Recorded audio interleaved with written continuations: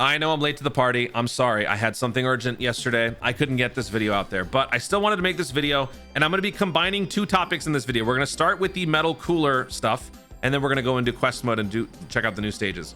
But for those of you who might be still living under a rock, maybe you haven't yet emerged from your cocoon waiting for Dokkan to get more hype to you, the 100 Dragon Stones for free are now available. So if you guys have farmed out those big Getty Star Chips from the previous celebration, you can now buy them in the Baba shop. You can exchange them for stones. You go to the treasure section and then there you go. 100 Dragon Stones are yours.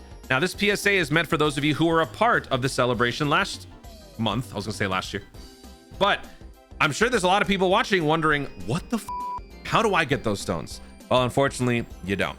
And what I'm about to tell you is just basically context on how this happened, and also an interesting lesson that I think everyone should keep in mind moving forward. Now, I'm not trying to rub this in your face, but I have been saying for a very long time, if you are ever planning on coming back to Dokkan, I think it's always going to be a good idea to still invest in a passive experience for Dokkan. And when I say passive experience, pun not intended, I mean that you guys should still try to at least get the dailies in, or maybe check in once a week. Try to salvage whatever free stones you can, because occasionally they might do something like this. And now under the Geppy administration, it seems like they're going to be doing more things like this. We had, honestly, one of the best celebrations we've ever had for a monthly celebration. The fact that the standard has been set so low because these guys just proved that they cannot produce an engaging celebration during these like monthly throwaway ones.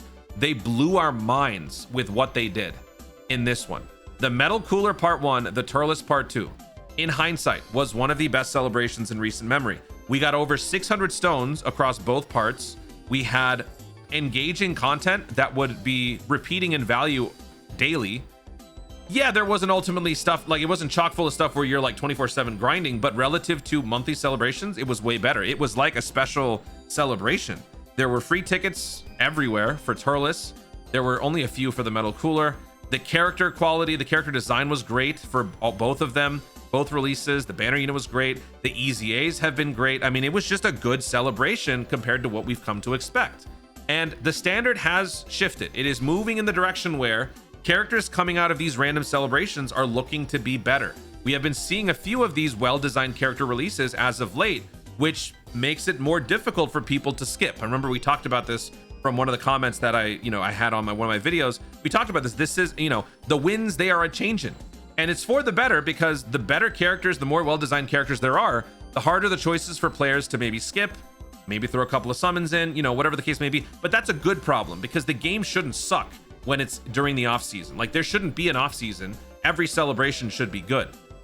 Some should be a little bit better than others, but like, they can't be crap, right? So this was a really, really good one. Anyway, during this celebration, from the start all the way until the final buzzer, we had a 100 million metal cooler takedown campaign. Over the course of the entire celebration, we as a collective would have to take down 100 million metal coolers.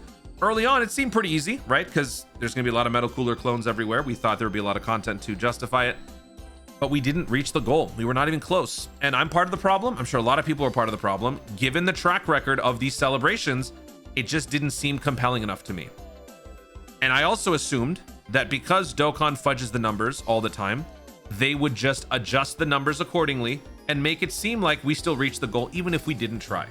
Maybe that still actually was what they did. Maybe it wasn't.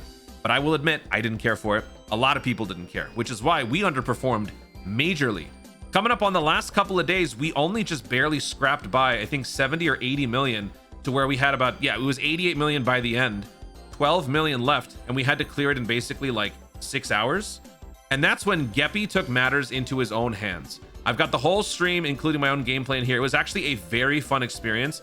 If you want to watch some fun Dokkan streaming that involves the producer, watch this. This was a lot of fun, genuinely. Like, this was the most fun Dokkan stream I've ever seen them do, because it was different. It was fun for them. There were stakes involved. See those things on their wrists? They shocked themselves every time they took damage. There was a point where Sakura Ando phoned it in multiple times, and Geppy was like stepping on Legos, or this, like, what is it called? The reflexology things that you, like, these pressure point, I don't know what it's called. It's like the rock climbing little stubs, but they're on the floor and your feet have to press on it and it'll like activate certain nerves, whatever that is. He was stepping on that. He was in excruciating pain. He had to keep doing it until she won. She lost, and the shock on her face when she looks at Geppy, when Geppy looks back at her, it was just peak cinema. It was very fun, and it was a very strong statement from Geppy that he could actually make these celebrations more fun. It was just a joy to watch. For me personally, I had a blast. I tried to race them. They would run certain weird teams. They would have bounties where, like, if you clear certain events with certain restrictions, you would get extra metal cooler kills. It obviously got to the point where it wasn't exactly trying to kill every single metal cooler. We were just trying to make it to the end, but he did it in such a fun way that it was actually very entertaining. And so as a result, we met the goal. And so everyone who participated and who earned those big Getty star chips during their own individual missions towards the beginning of the metal cooler celebrations have been holding on to this for basically a month. And they have been asking time and time again, when do we get those stones? When do we get those stones? Well, as of yesterday or the day before, I don't know when I'm dropping this, we got it. And so now you can exchange all 100. Hopefully you got all 100. I don't see why you wouldn't have gotten all 100. And you can exchange it for 100 dragon stones. Boom. Massive celebration. From now on, if you're able to, obviously people have lives, people have their own, responsibilities and whatnot. But if you are able to, try to at least check in for daily missions. If not even daily missions, just daily logins. If you just log into the game, only if you think you're going to come back. If you are 100% certain you're never coming back, don't worry about it. But if you think you're going to be coming back to check in for like GDC, anniversary, Tanabata, leading up to these points, you should still try to do daily logins, because that way, as you log in, you might occasionally check the news, you might see something interesting, and that might make you realize, hey, you know what? Let me get this done before I kind of, log out of Dokkan and not check back in. So if you are going to do that, hopefully this can kind of remind you that this is now going to be a possibility.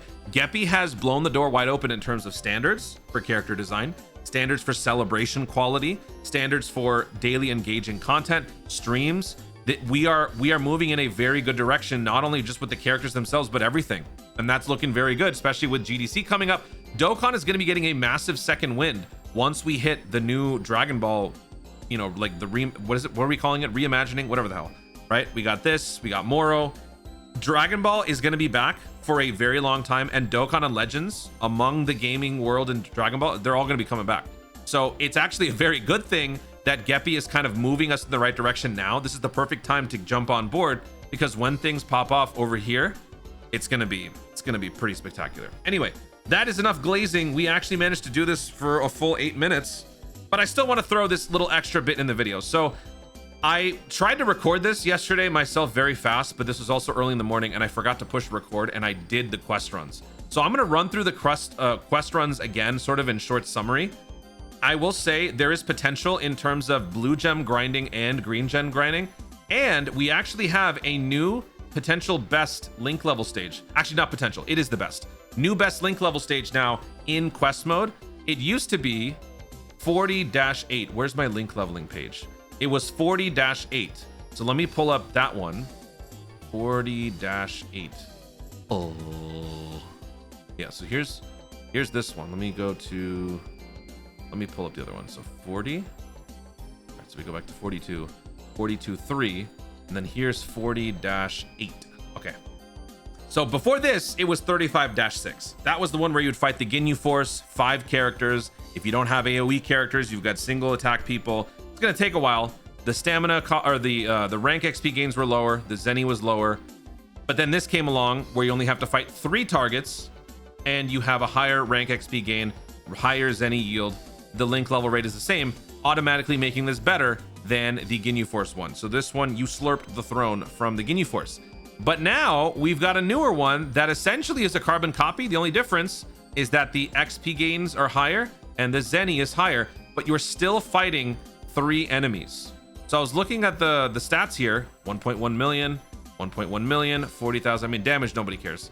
But they're basically the same. So an AoE would clear them both pretty easily. And in terms of combat, I mean, I don't know what the categories are specifically. This guy probably doesn't have any categories. Are there any categories? Yeah, no categories here. But Shula, Melee, and Brawl, they should have... Yeah, they got a couple of categories. I don't know if that matters. But ultimately, what breaks the tie is not the character stats. It's just this.